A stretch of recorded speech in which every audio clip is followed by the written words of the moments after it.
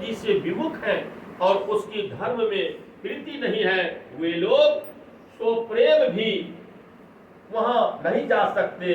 उस पर्वत पर एक विशाल बरगद का पेड़ है जो नित्य नवीन और सब काल क्षणों ऋतुओं में सुंदर रहता है। त्रिविध समीर सुशीतली छाया, शिव विश्राम विटप श्रुति गाया। एक बार तहि तर प्रभु गयहु, तरु बिलो की ओर अति सुख भयहु। वहाँ तीनों प्रकार की शीतल मंद और सुगंध वायु बहती रहती है और उसकी छाया बड़ी ठंडी रहती है।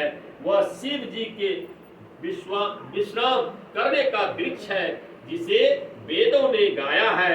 एक बार प्रभु श्री शिव जी उस वृक्ष के नीचे गए और उसे देखकर उनके हृदय में बहुत आनंद हुआ। निज कर दासी नागर पुछाला, बैठे सहज ही शंभु कृपाला।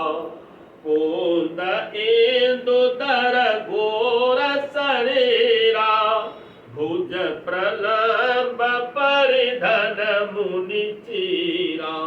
अपने हाथ से बांध भर बिछाकर कृपालु शिव जी स्वभाव से ही बिना किसी खास प्रयोजन के वहां बैठ गए। कुंद के पुष्प, चंद्रमा और शंख के समान उनका गोर शरीर था, बड़ी लंबी भुजाएं थी और वे मुनियों के से वलक्कल वस्त्र धारण किए हुए थे। तरुण अरुण अम्बुज सम चरण, नख दुति भगत हृदय तमहरण।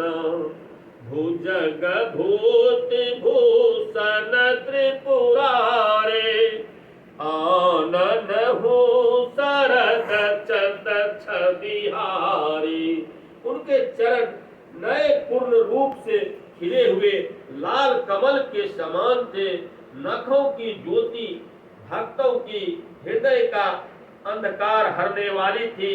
सांप और भस्म भी उनके भूषण थे और उन त्रिपुरासुर के शत्रु शिव जी का मुख शरद पूर्णिमा के चंद्रमा की शोभा को भी हराने वाला, फीकी करने वाला था।